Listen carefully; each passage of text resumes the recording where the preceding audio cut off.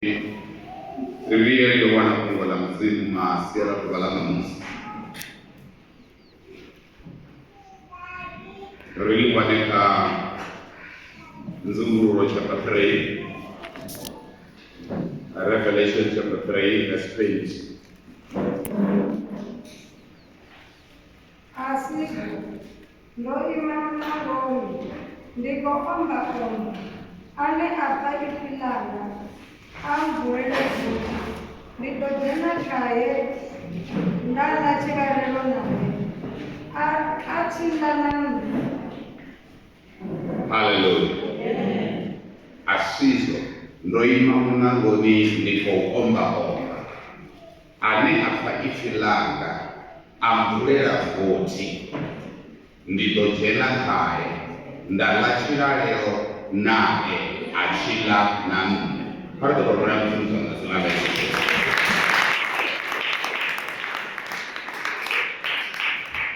Pototo ria mapungo reagir a mapungo ane mzimu wako badalini.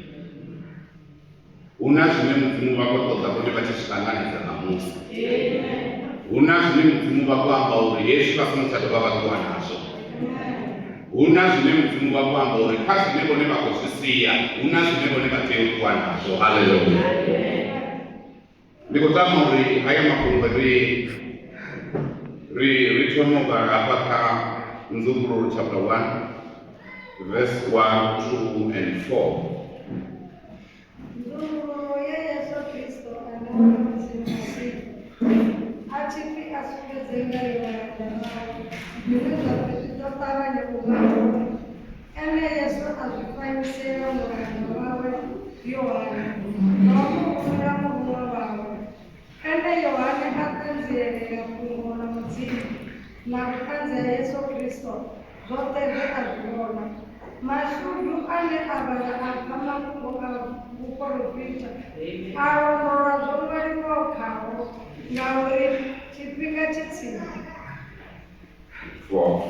Yohana kumarera vipidzo vitanana vipirida Elia ule chiriji kaini na mwana kubauka arewoni we ara ewoni ane adoda ride ka imi richi baka mimu ya mitana mibili yo imati ya kumu yao.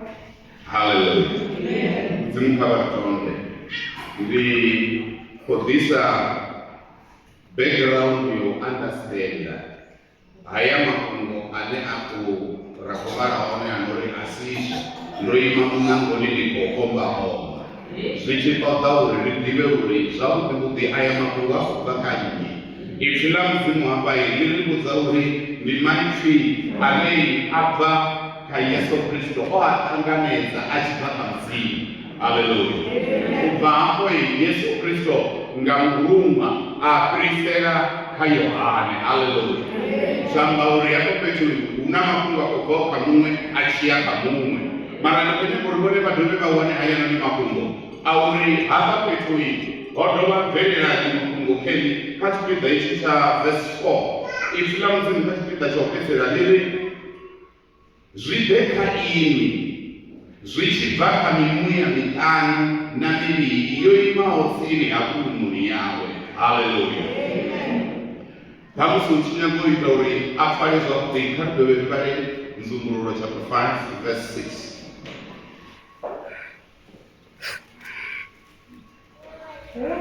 Ukatia kuno, ana ukatia vila vitu chirao vila vingi, ana ukatia na azoka.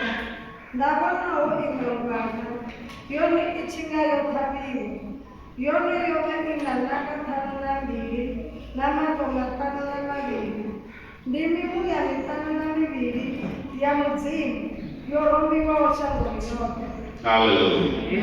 Mikototo kisa kukola uri Yesu chiamwanga ni muya mitana na mibili chimojipinga kwa wanusa tokono alukanya wasupeza mara ifila mzimu lwamba makunga afarao ka verse 3 lili mashuru ane agara apa makunga ukurufita. Hallelujah. hei mimuya ikwamba kwahoi robare konyango diseriwa kesesa makungo amuyamuketwa. Haleluya. Ngauri hapo ukonyango disa makungo auri masinai hei no inzumuro musi chitoma yokiseni wakagara uri una Yesu Kristo ngagumu hazo udova hapo havana mzimu kodzi udova hapo havana mzimu muyamuketwa na muyamuketwa kumwana gai hapa une akoti mimuya mitanu na mibili yowe kwemera muyamuketwa abari bachinyako uwana uri ngango mudzimu vafuna dzina la Yesu Kristo ukonyango risese hapa kama kungo a Nzumururo chapter 3 verse 22.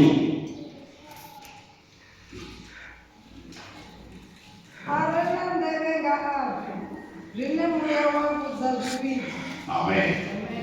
Zvine muya waudza zvividzo namuya uyo ndubiyo ndi muya muketwa. Haleluya.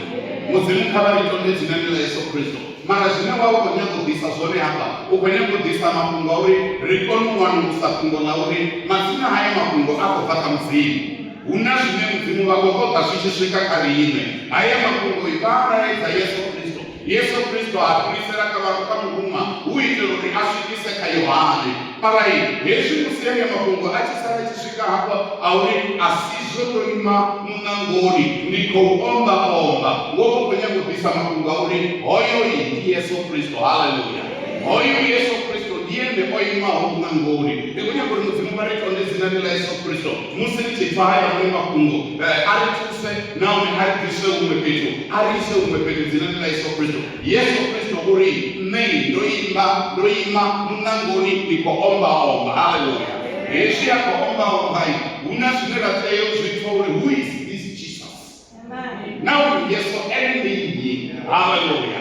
Kari anepaka Nzumururo chapter 1 really very 5 and 6 vateuri Yesu Kristo ndini naka Yesu Kristo ene kanzi ikufedzi yavo ene tanje kavaka ene bosi ya mahosi achangoni ene we arifuna aritanga zvina maropa awo ene we arita mahosi kavo chipe vamudzimu osi awe ono yotendo namama kazipe zvawo nalini. Amen. Amen. Kakutorera mzimu zanga zinaye.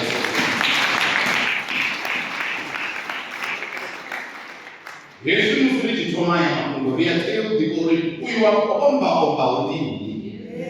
Zvino achiyambiwa ufi ndi Kristo ndi ene kanzi ifumbedzo yavo. Musiri chitwa makungo a mzimu ukodisa makungo a mzimu ngauri ndi ene kanzi ifumbedzo yavo. Hapa vakanzi ifumbedzo yavo pezi ifila mzimu lari mazina ene tanje kamafu ene kosi ya mahosi ashangoni ene we arifuna. Hoyu Yesu Kristo ndi hoyu we ene arifuna mmenabone risafunei arifuna risasezei ariseza risambei alimelea. Why? Ndi ene Yesu Kristo anemna musi akomba ukomba ngauri warifuna. Abafetila mzimu lirili asi arianza zvivi ngamaropa awe enewe ariita mahosi navochipe pamzimu. One rekakotijere pasi Yesu Kristo avatakura avabvisa hapa asivabvisa hapa pezi atova vaisa kachipe one vakoiziko uri mazina one vawera kavuchipe pamzimu one vawera Yesu Kristo ndiye aritakusawo asivafunzi asikonani asivashaka mara Yesu Kristo ene panzi ifumbedzo yavo. Now who is this Jesus? Who is this Jesus? Ndiye ndiye kuripisa umwe petu. Bone Yesu bone bakolibona rura ndipfa umwe petu. Tamusibone bangaba basina kukanzi ho ndina panzi haune ndina paone. Ndiyaziwa uri unenda paone atitabu doba ndakuyerera. Abana bafanya kupiyerera kabaye ndakitaya. Why? Ndauri wanga Yesu ofisa ndakitayerera. Andisa unenda kewa hone. Mama kusi unenda hone. Achiri kitamre.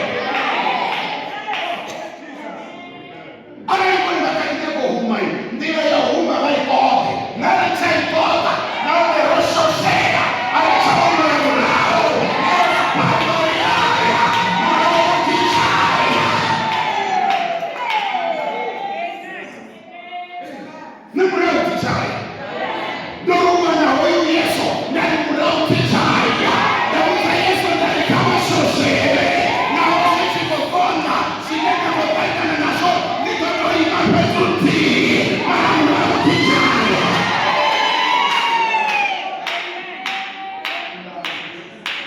Huyu Yesu. Islam simule. Any times. Anywhere ifuna. Arisfera na magobawe. I'm not sure if you know what's living. Like, ono yo intendo. Namanga.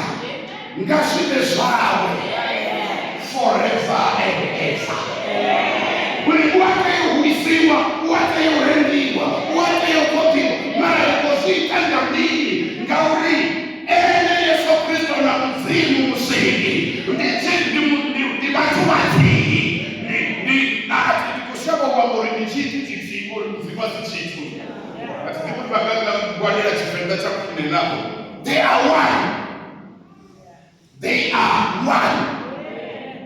Shia mauri, richia mnanga Yesu, ni kwamba la mzimu, ni jaso hapa na mauri, baki uslifauri, iflangu niko sumetore, hayana kungo. Ane Yesu Kristo wakori nwa ima mnangoni. Haya, hano kwa ima yete, o ima na mzimu kofi, hano ima na mzimu kofi pesi, ato ima na mya mketwa. Why? Ngauri heshi, siko da mzimu hote, mzimu hote machiva, but this is the same message. Come to the world. Wauri ndani mzimare na ndaba na batumana.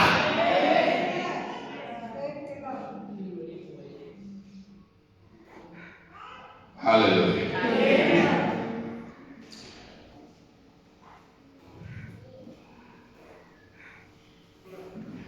Come to John chapter 2.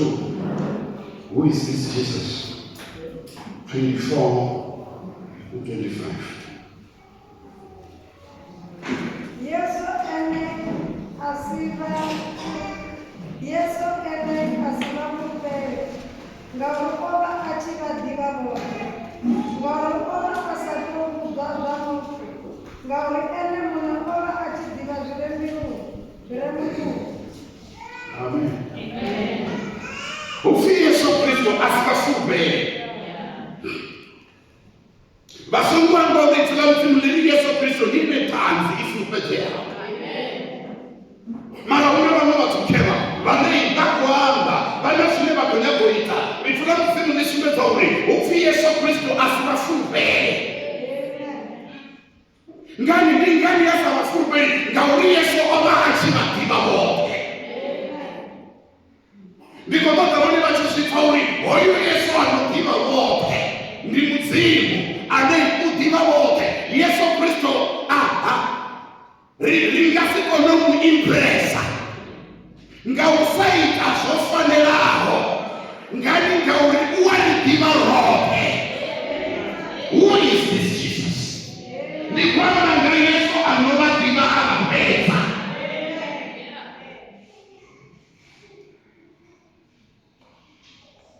Una ulimbo koro wachi wa Chitsonga.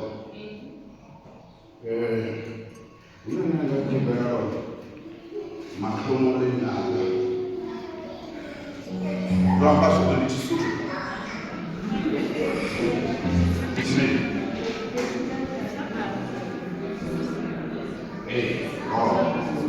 Asuburo yesa, no sumuli wa.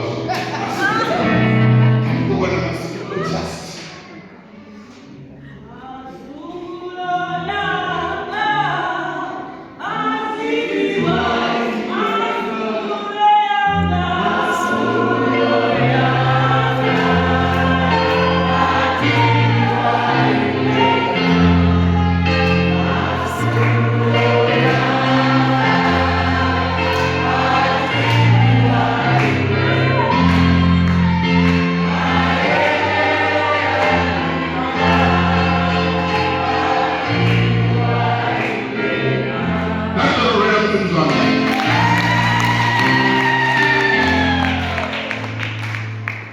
Basi kaka nyina vavona vasati kuri vane miruivo.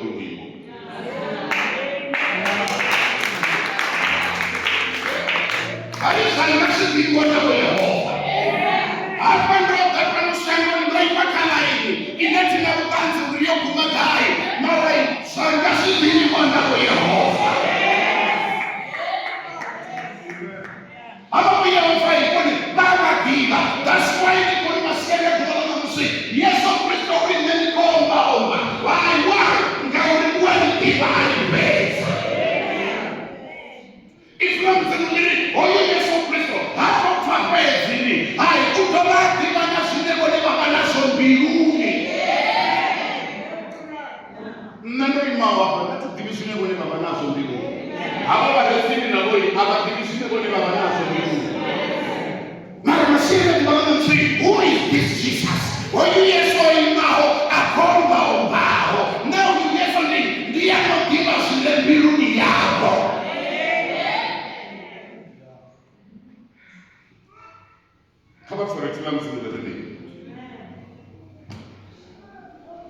Asiso ndoima mangoni ndiko omba angafaisilanga amvwera futi ndiko jenda kaye ndalachilalo naye achila namni. Yesu Kristo ndoima mangoni ngabani kokota bone bachusifori Yesu Kristo uri namusi ndoima mangoni.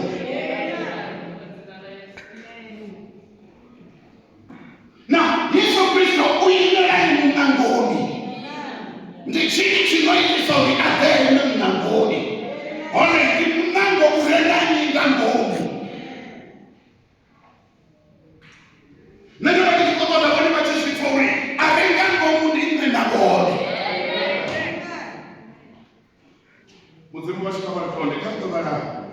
Verse 14, or should we stand in chapter 3? Verse 14.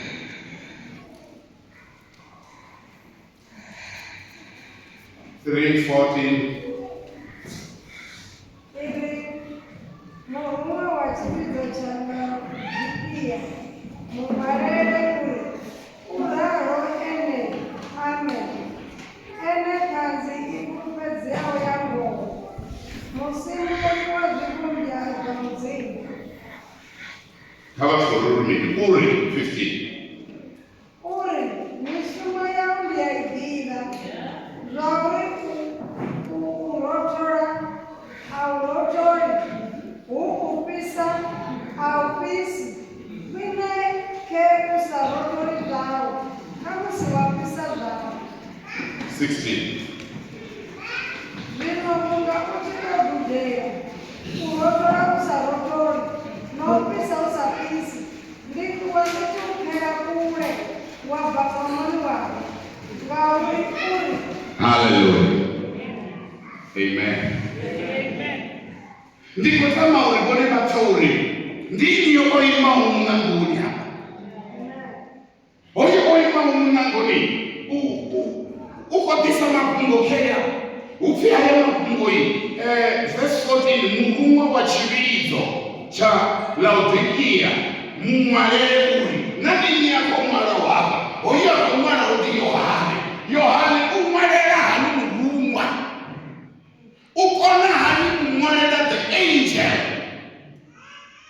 ya mzimu ngeno kas andalicha chakumeka nyiri enenga pasi ya barunga dikototo ulibone batusare hapa mzimu baritonde zinanile Yesu Kristo siye kauri Yohane hapo mwalela barunga mara Yohane uko mwalela the leader of the church uko mwalela mungumwa wa chilizo oyu mungumwa wa chilizo ndiye nanawa Ufanga mimi ngauri chilizo chingako chiranga panda. Ai, Yesu Kristo oima. Orini kokokonya. Yes, dina sote chilizo chinazina. Mara ni kokokonya.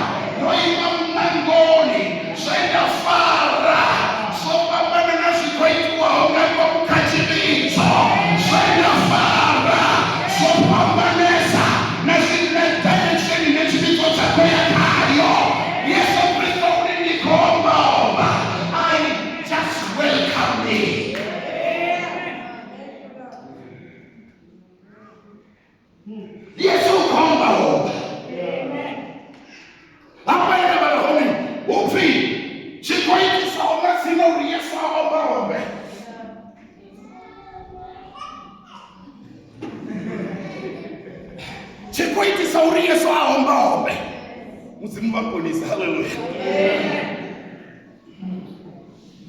Ndingauri mzimu wabona uri batu chibizo chingasito kuamborai hayi asikuitani hapa heta farao lewendo leta mfarai achiko ya honi ndiho rumwaro rukumwari waho rukomwari wa muranga panda wa chibizo why uri muranga panda ambriseleka chibizo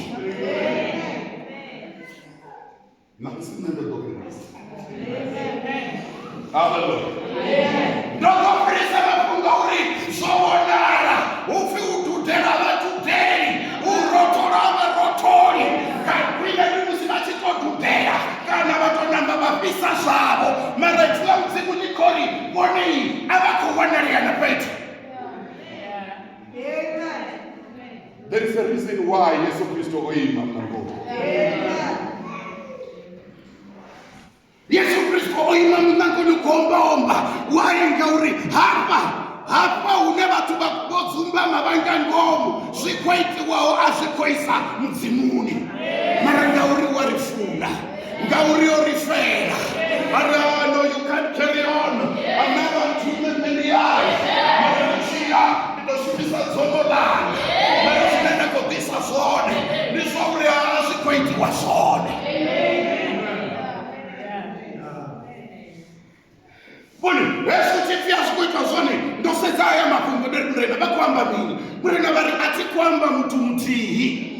Hai, arari mtu mtihi ndi toba. Mara for now, nikotela chinizo.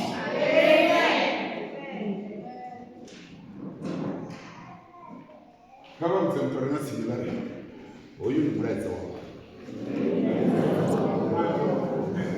Vane ngeyo, wakuzoe mtarena similari, mreza wapa fuzi. Uri mendinga ngomu, uri bone banga ngomu. Ifla mzimu likwamba uri auko shumea.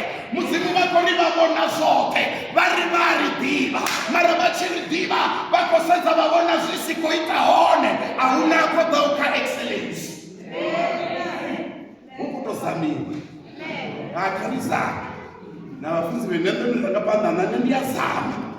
Ichi bada robo ijie kungopezi. Asishoni shine Yesu Kristo wakototo imeniwa nga batuba usama. Ngani nga urituka mzimuliri nditanzi ifurupeze yao. Ukotoka mazinga chibizo chichipa from one dimension to another dimension. From one level to another level. Ukoka uwepe tubachia uwepe. Nenda bani kwengore masera tubalana msi kama mzemtorena simbali ufya badide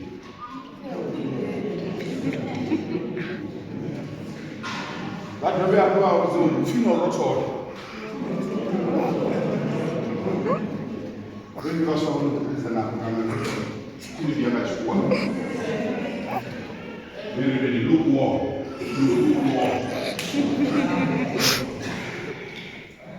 mara zingine ndio kwa hapa nini zende mzimu bantumela sonauri ndoba na muzisho rumrena yesu hii sachibizo cha Laodikia hai mzimu bali hai haya mafungo owe wai nao wangamini ndikani haya mafungo oba ifla mzimu ndini hapa la kansumuro roya ngaleniwa mafungo haya nini ausume zauri haya mafungo matsinai akuteo dakarine ufi zideka imwi zichibvaka muya kami muya mitanu na miviri ima otini hakumuni yao. This word is from the Holy Spirit. Marai ziuranesa huitero rimina kone riyo mwepeti Yesu Kristo opana mreza marahoi mreza ukobono rimina kone ruwani wauri oima munangoni wana ukobona kirekeya watu warei lukuomu afri ulisa mzimu washika hapa hafi rikomea wamea washika hapa nuri chumwe na chimwe wato babukati hafi karichine vachini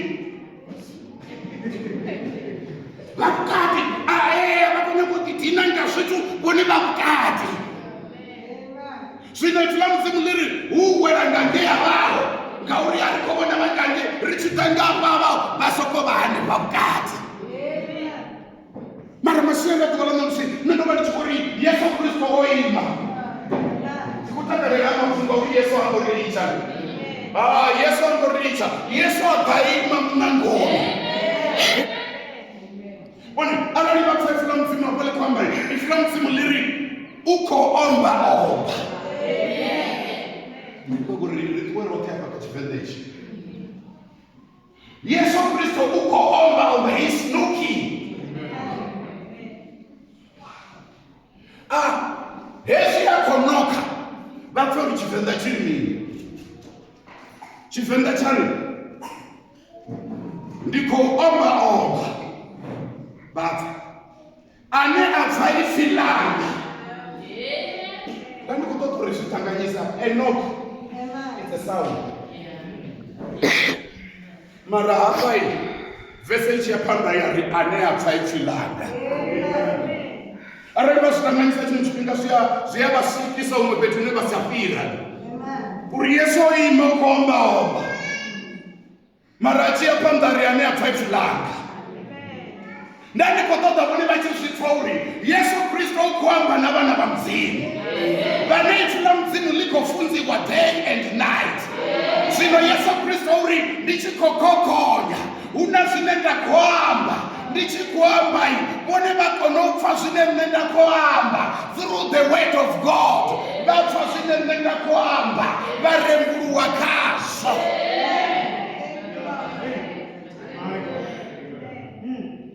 Jiamuri, Yesu Kristo hangosuko imaota hoteni. Yesu Kristo uya kabana bamzimu. Varenga ngomuka chibizo ndi bana bamzimu. Ari abena bana bamzimu. Zinanela Yesu Kristo karto na Timotheo ni chapter 3. Utome katu.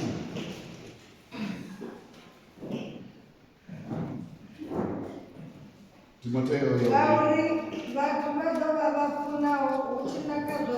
Ndikunya kuti vapfezverekere kudii vatamira mari vazowe vadzeyotitongisa vadzeya makamba vanyadzira vabhebhi vadzeya kusaringuwa vasakiri chitu vadzeya kushaya rufuno vanusavo pimwe navo kuona vahona vasumereri vasadigomo vaosokopenga navo vavendi vazvikuyo vapetinga vamwe vadziyotanyesa vadzikukumusavo vane utamodhikina hakurotama mudzimuka vondo vatova nachifaniso chaunga vaopa mudzimu yenomanda avo voaranura venemosendera kure hako haveneko ubava jenererawo vamwedzi mburi vakumbura zvisatsi zvoziyemedzavo zviri vaviringawo katinebura dzambeuindi vane vadzidhura vachifunzwa hunokautarukanya mapungongo vasikone kusvika kavo. Hallelujah. Vane vadzidhura vachifunzwa ndivone vane Yesu Kristo ima ukombaumba ukotaka vane vadzidhura vachifunzwa maratira muzimu lari Yesu vachikutarukanya mapungongo upfi azvihokapo navo vachidhura vachifunzwa autarukanya fungo la muzimu azvihokapo nandivafiyo ndihava verambiwa vatu vanoshaya rufuno vanoshaya kuliwa vatu vanei vatoda mari vakidimisana na mari vatu vanei utakala panoshangoni zvava zvavudhira mazina ushumira muzimu vane vachiyambiwa hati vatova nachifaniso vatova nachifanyiso vavona vatu vachifanyisa. Hallelujah.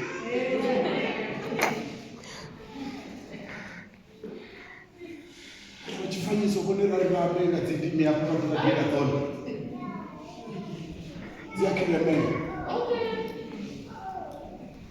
Maritime Bako Vanachifaniso, Chaungaba of Onsim, Genos or Cabo.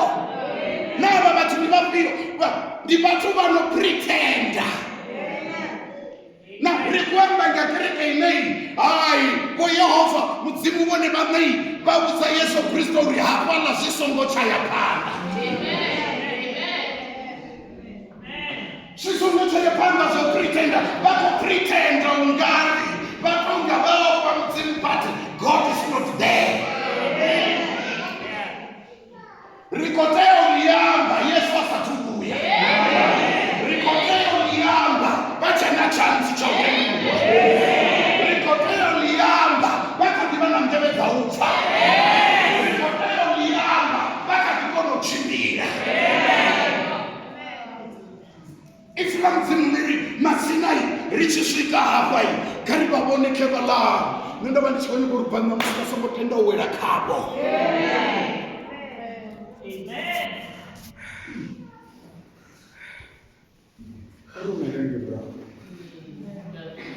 Yes, I'm very sorry.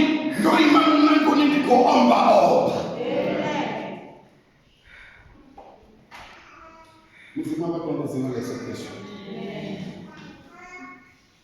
Musias of Christ actually go on by all. No, I'm not going. She never should demand this sorry. Mutu ano omba anganda. Opambana na mtu arenga ngumu. Rika mabasi opambanao. Vatu varenga ngumu zinduni huna zinji zine vatumba. Vachu itera urishango lisi shidive. Mara washi mzimuri na unachotumba mao. Joshi misi rodi varera ngane. Yesu kadibafuna ngarufuno lwabo ateobona uribone kama itele uribafue sabuti man kama takuse kautendi habo ngalibo faraisi yo bakomba you know zinenda ko sasa zone ni sawa hoshi Yesu akomba vuti lo valivo. Amen. Hallelujah. Amen. Kabari ndiba uzoe. Votili ambawe. Zirengani azihonga geno. Amen. Zirengani eno azihongaji. Amen. Hallelujah. Sino. Zineza kotasone ni sauri. Yesu unazeyafara. Ai, hapo kenda chibito, uchibiashika maduba pera. Yesu unazoyafara, uko omba, uiterori asaife chibito. Mara makungo diori, vutili kote ufuli. Hallelujah. Doka doka nyingu wasuta za makungo auri. Yesu angani, zeyafara, arari vutili safuriwa. Zine abanasho bane bakasizwa. Yesu oimana solution zote. Bako sokora bela baita zote zine bakoita mara Yesu ari abakufara laini yote. Aba uchena zizi. Zino babizanga uprisa zino babizango. Yesu okori aba batri. Babo na machinga ba feita utendi ba ukora mara auna mtendi. Yesu Kristo kori ndendo tauri aba batui babuyelele bakono dibauri butendi ndimini semnenda fara Yesu Kristo kori vertically free musi vertically free dibono ngani Yesu Kristo ufara chimwe cha afara ndubahambela obahambela ofora makungo bahambela mara ndibusi bone bachifura voti basafura voti kangolo ya mzimu abangaibo Ngani Yesu Kristo kwamba uri una watu wako zidao hapa ndangomu mara uri basita zida bachi ya panda Yesu Kristo uri kama vule voti Yesu Kristo bachi vule voti Yesu Kristo afara uko disela chibizo Wani atiguri abunda wani badira ikereke ikiye ya babu mnachukua mapana manotengo bapfaufe batisu winyana batu baone wariga tutizu life change where your life begins aina tutizu wa Yesu mara aponda una impact ya kwiti wana ye mzimu batisera echibizo sone ngari ba ya ponda kumanga mbara kalaboy jena mugereke ni kopeta kuchibika ana ugete manushi mara kama ndio kuzuri Yesu Kristo kuri Yesu singastop ndibusi na Yesu nichifriro gete nichifriro 40 ndajena nichijena ndiko dando for another menu na ukonye kwamba nini Yesu Kristo ukonye kwamba ni abala batu ibako bado wofunana ndiko dando spice cha love ndiko nyako takusakereke ino bana ndaba na ine na bamwe batu ndiko nyako takusakereke ino funana ndiko nyako takusaba tubareka ndaba na ukamwe shipekana nani bawana hani kama kuzele vote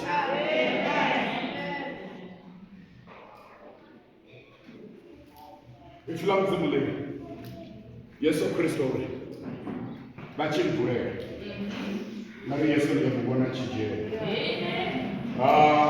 tune of praises Tashamu Gauri Ofaneni mwanga ubendi Ofaneni mwanga vitende Wachena nani Ruamboroba ni baba wako teo wa mbarone Ruteo pomborowa Ruambia ka ruamboro hulisa mzimu Ruaulia unano ngabone Ruaulia unano fana nae Ruambo Rukoteo wa hone Yesu humfira Ngari na wana tunachele ndio kabisa ngari Yesu kama vile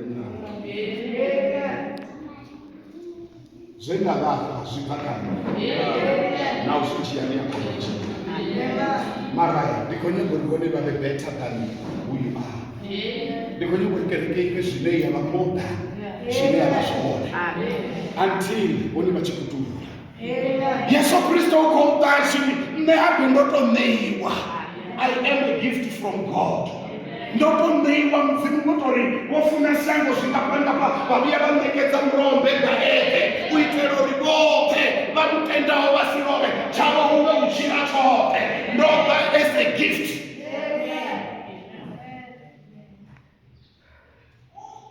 Masiana tubalana mushi Yesu uri kamfredi Sachilizo Undo change Musere chijana tabeloni ndoba ino chana katabelo yaso Ngauri ojena eni murangi na tabelo eni tanzi fupezeo mzimu Ungari ya mbona chijena Ngoni bachiwokono wamba na mzimu Mara mzimu Weba wabeho Wabeho Bachikwamba chiko jena Mari noma kochi kibone baba baho Mara msetu chato libo baba ho Kibone mzimungare mdini wanga Mzimungare chimizo changa Kibone mzimungare Oh my God Oh the things that he wants to do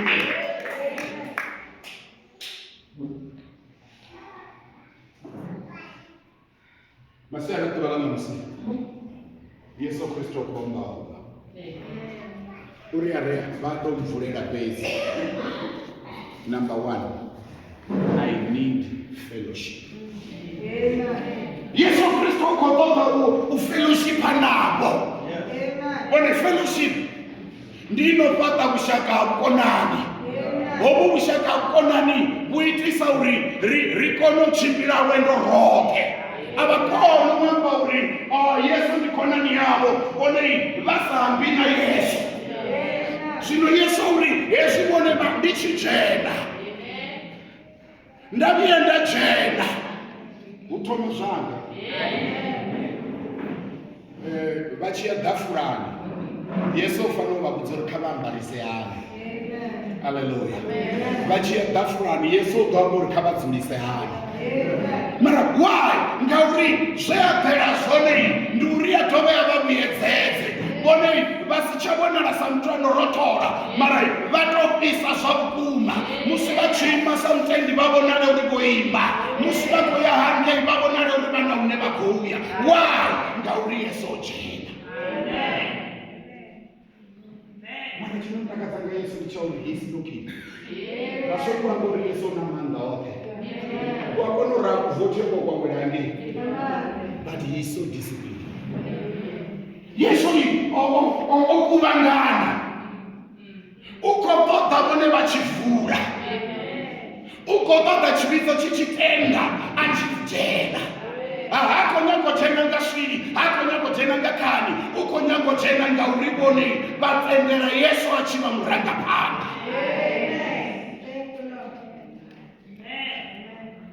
oni yesu hangavakombechedzi mara uchewini haleluya yesu yachijena kereke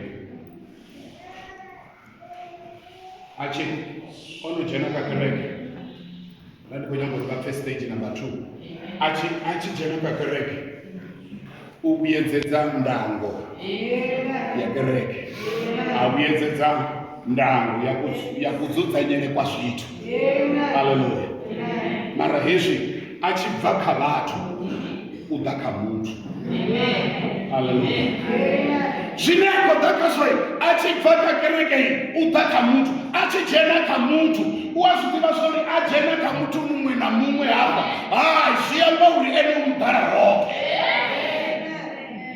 zviyamba uri ubva apa upfara ene ubvuma ene why ngauri kamutu mumwe namumwe yamuvhera yesu kristu number 2 uri kakamuvhurere mbilu yavo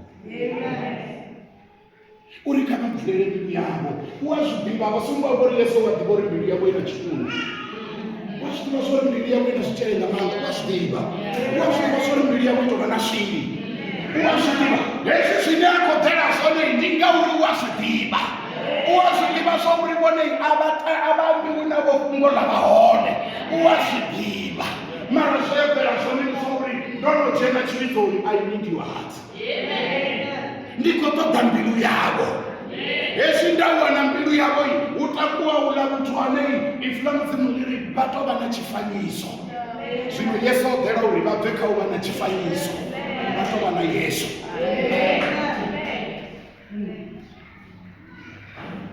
kona vangajumiwi petu haleluya vanova petu unji ndaima ndisi prepared but God or Jesus take over vatidhikuri urwambo runengadzohamba kadzoupfani varikumbero rubatori farira chipinzani chaifi usichatabero yachiona avafunzi vavabhare kurapira vandikatiyanalera kufuka marapfi vadorifarira ungu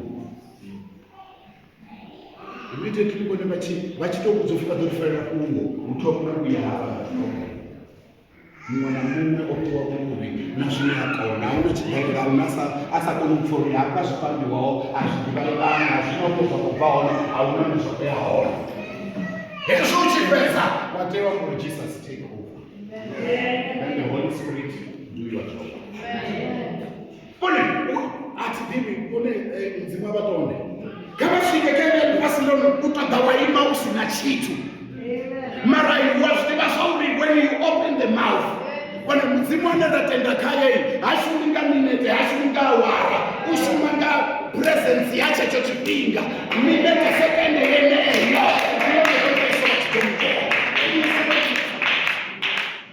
ukotoka muni vachirindera vakuwa vaya vaima vari I'm not alone hallelujah hallelujah vafunza chila mzima hezvi vakuraro vakupa yesu ukotafurura zvinhu uri nditomaka zvino kutomuza uri vatofunza iyo ngori nafungo lavo vavanalo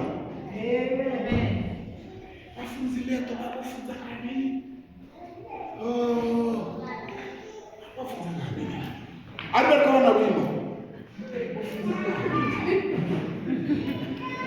Ufute.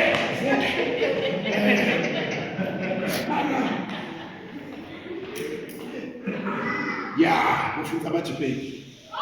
Yeah. Namsentamba ngachipeli. No. Chipeli hapa.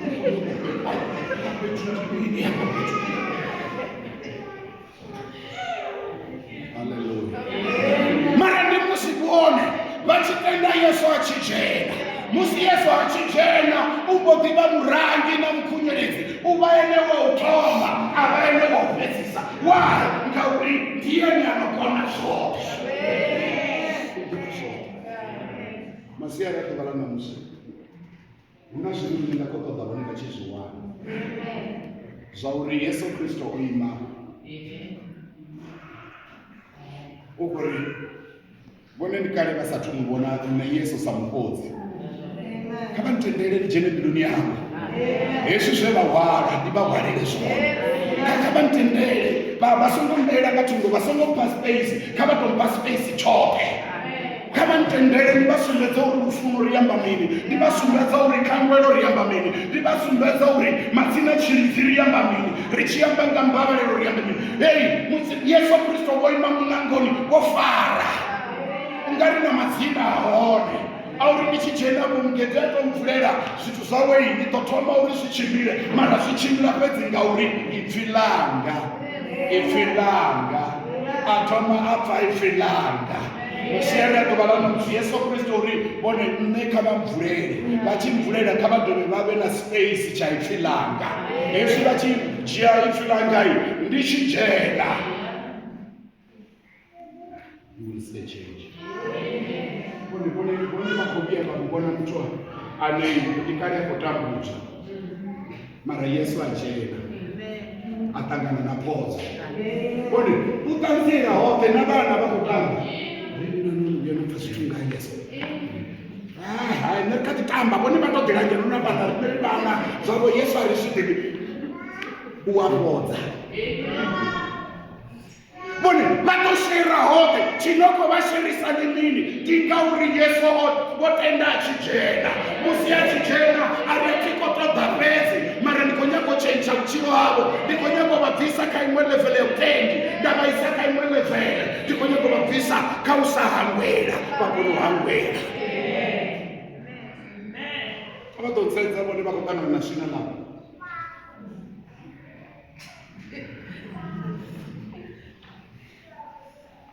Hai foto. Jangan kuya apa gambar.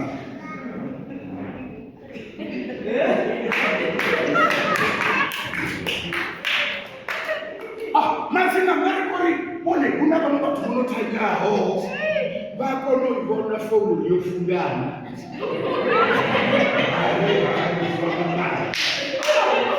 Alikwamba na mtu mara polisi kwa nisangao Erishina nikunya kusaka mbangano nikunya kulisitivo vineti tambeliwi mara Yesu ukori nendo wara nikunya kwamba ala mapungano Yesu Kristo ali shina lao ulipatuche one shina lao ulitonde one vachishika kama mumbise joy from your heart.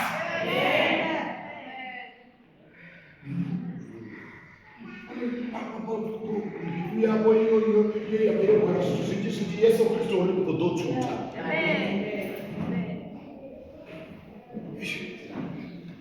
Ndari kuona ndai vafunze Yesu zvino kwamba ndizvo ndivori nezvinashanda ishi. Ana kava na mchungudu hai zvisina hai. Mara Yesu seyagara sone ndizvo uri naho zvotoraro ifamuzvinuri naho zvotsuka sauriti Yesu Kristo utozvishandukisa mudzimu ashandukisa tenda vone vavhura mbiri yavo for Jesus.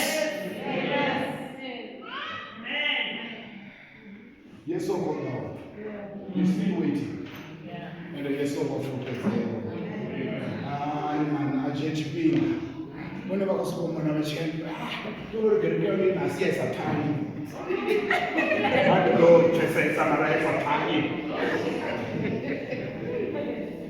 mana nawo zvoraro upfi Yesu Kristu uyapanga murema ari vakapizvivona ndovanirwa tande nechipambaniro nonoyo akotongawo nonoyo vane akotongisa zvine ava nazvo nonoyo vane afareito mara ndovanirwa ndiko vambe waenda una vatuka kuchinawo vane vakochina nazvino vakakuchina Oni vangavana musuri mara vakochinya ngorai vasakuuraya Yesu afanani Oni vangavana tiri navamwe vakuraya vanhu Oni vatukuraya vatu vachisvika kaenare who is dead in my life ndingatikokangana namu is dead mara Yesu akoni nenikutotai zvine vone vakavona zvichinga zvafai nenikudzimui anendikukonovabvusera zvone vakonochira kalinoshango vana muraro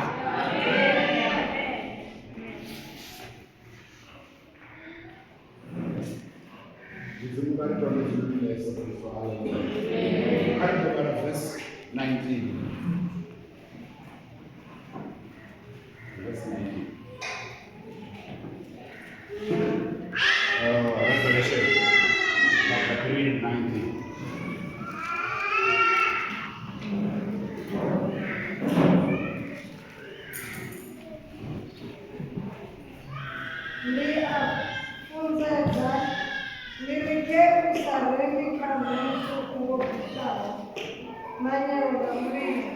Is one 3:19.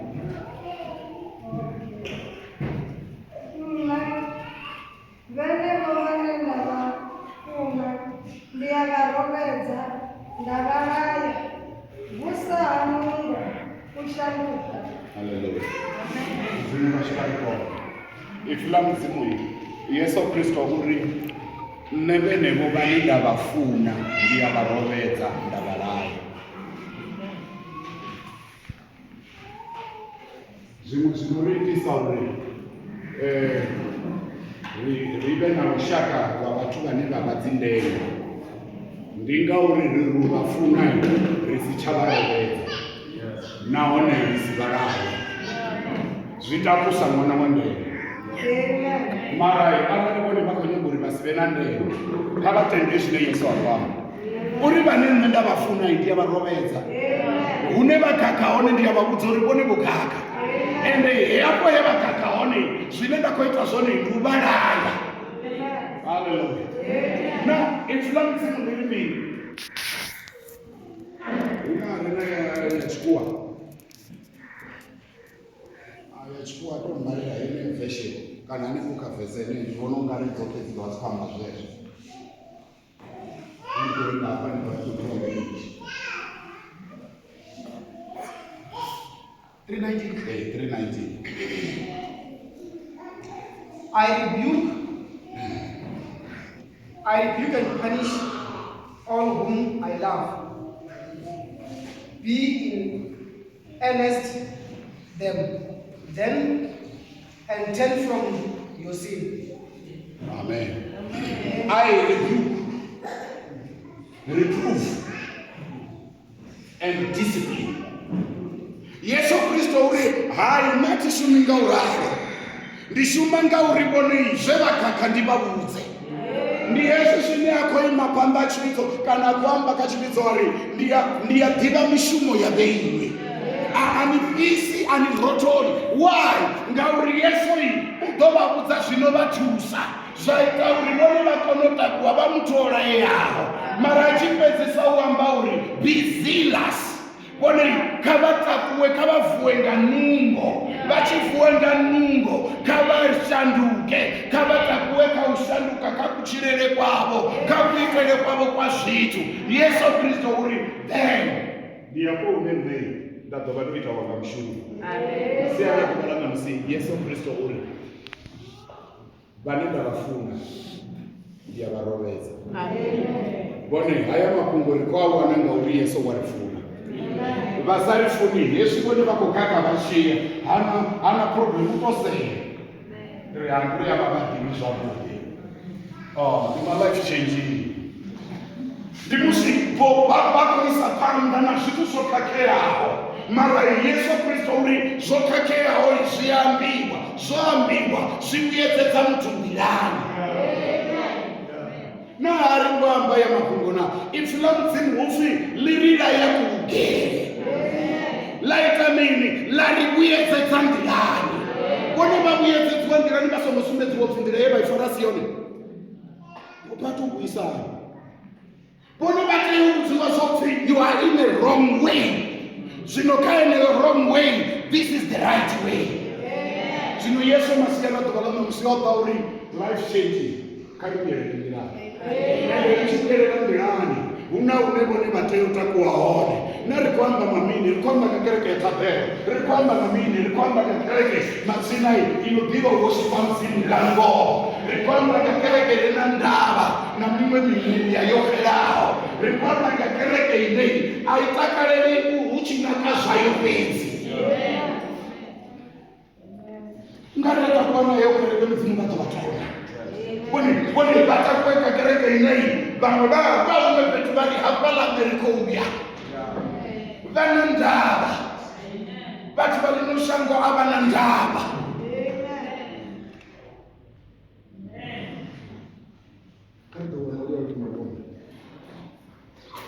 Vha tshi vhona uri ndo takuwa vha ṱedzi vhesa.